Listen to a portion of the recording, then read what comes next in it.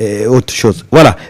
Birame Souleye ñu aborder la question de table député yi teg nañ ci 4 propositions de loi projet de loi benn bi mu ngi jëm ci lanceur d'alerte benn bi mu ngi jëm ci accès à l'information benn mu ngi jëm ci tas Sénat daal di ci dëxëñ beneen kii OFNAC indi beneen kuréel gu bees bu ci mujj mooy déclaration de patrimoine alors OFNAC yéex na.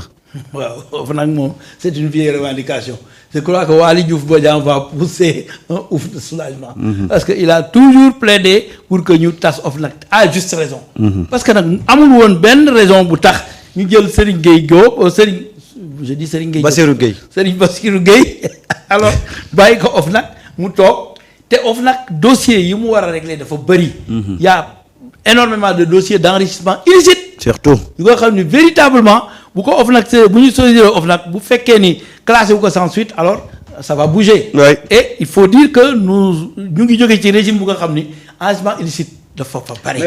mais justement d'ailleurs les Sénégalais ont fustigé comment tu peux comprendre nga jàpp nit convoqué ko le soir il vient avec plus de 797 millions pour cautionner après ñibbi këram mais 797 millions yi war nañ xam fan la ko jëlee. C'est parce que au fond enrichissement illicite la au fond d'ailleurs mënuñu la di topp blanchiment bu dee blanchiment la nga indi di caution parce que sa ay affaires yëpp dañ ko war a sele. waay loolu mooy dëgg parce que li nga indi kenn xamul ndax mi ngi jógee ci li ñu lay jiiñ.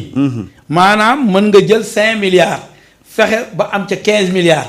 kon yow bu ñu la dee fay 5 milliards yi nga ñëw fay 5 milliards yi loolu li ngay fay mi ngi jóge ci li nga sàccoon. loolu tax dañuy sele lépp lu nga xam ni avoir la boo am moo tax am na ñu bari ñu indi ay caution ñu rejeté ko. Alors aujourd'hui je crois que cette question-là doit être vraiment clarifiée ba pare ce qui est heureux maintenant dans tout ça c'est que plus jamais ça. C'est-à-dire la ñu doon dund ci Macky Sall la ñu doon dund sa néew ci Ablaye Wade. léegi gars ñi dañu taxaw ni dootu fi am. nit daal boo bëggee Ousmane Sonko kenn ko wax naka ñu naan dafa dal ci kaw nu mu di fonctionnaire yi mais effectivement un fonctionnaire milliardaire waruta mën a nekk. donc OFNAC bi ñu réformer que c'est très bien. ba pare fexe ba sëñ Gueye jóge fa. bon lanceur d'alerte yi c'est bon que ñu protéger leen déclaration de patrimoine dafa war a am. surtout c'est-à-dire au fond da nga ko war a def. maintenant soo demee ba am ay milliards ñu laaj la foo ko jëlee nga mën a justifier indi ay justificatifs yu leer naññ ñu xam ni kii du blanchiment du enrichissement illicite du leneen. loolu yëpp c'est extrêmement important réew bu buggee jëm ci kanam fokk ñu teg ay lois yu mel noonu nga xam ni day protéger population bi ci seen biens yi nga xam ni parfois. dañ koy mën a randal. te pour vérifier ba xam fan lañ ko jëlee doon problème wala fan lañ ko dugal doon problème. 5000 milliards a ngi nii disparaître ba léegi kenn mënu la wax fan la dugg te kat boo duggee ci kër yi rek dugg ci yenn zones yi ak gars yi li ñu leen di jiiñ immeuble yi ñu leen di jiiñ rek nga xam ni xaalis bi kat am na fu mu dugg fii.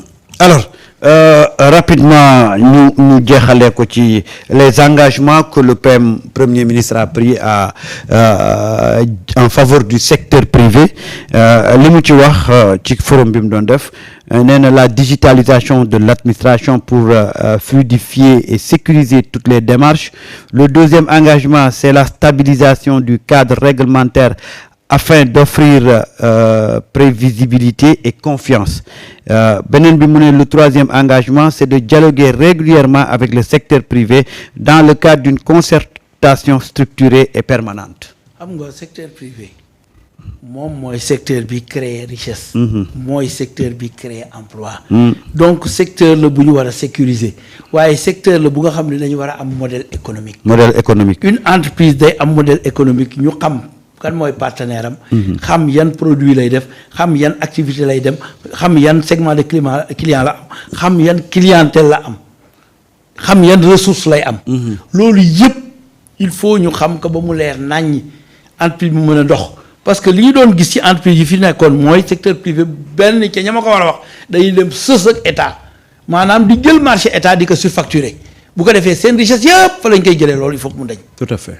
il faut que aussi ñu faciliter l'accès à l'entrepreneuriat am nañu mi ngi wax la digitalisation de l'administration pour accélérer les procédures mais également nous avons des organes ou bien des agences spécialisées dans l'entrepreneuriat nga xam ne dañu war a dimbali entreprise yi. dañu war a saytu entreprise yi dañu war a xool nan la entreprise yi doxee dañu war a même digitaliser entreprise bi.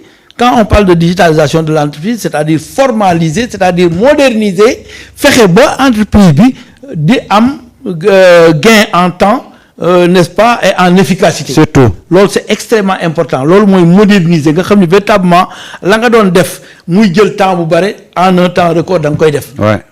li nga xam ni da nga ko doon def muy jël parcours bu bare nga xam ni da ngay dugg oto fii wàcc dem fii da yooyu yëpp mu doon loo xam ne boo jëlee sa portable ni tag mu àgg. Absolument ca saasa loolu mooy efficacité efficience. Tout à fait. léegi loolu nag bu fekkee ni def nañ ko ci entreprise yi ça va permettre de multiplier le chiffre d'affaires. te lépp bu ñu defee loolu ça va permettre à l'entreprise de payer normalement les impôts te du ko yëg. ça va permettre à l'entreprise de recruter davantage parce que son produit sera vendu convenablement. Et là il y aura création de richesse et d'emploi. Et c'est ça qui va permettre au pays d'avoir un PIB bu nga xam ni day multiplier wu loolu mooy indi développement. Donc loolu la Ousmane proposé au secteur privé muy digitalisation de l'administration pour fluidifier et sécuriser toutes les démarches, stabilisation du cadre réglementaire afin d'offrir prévisibilité et confiance.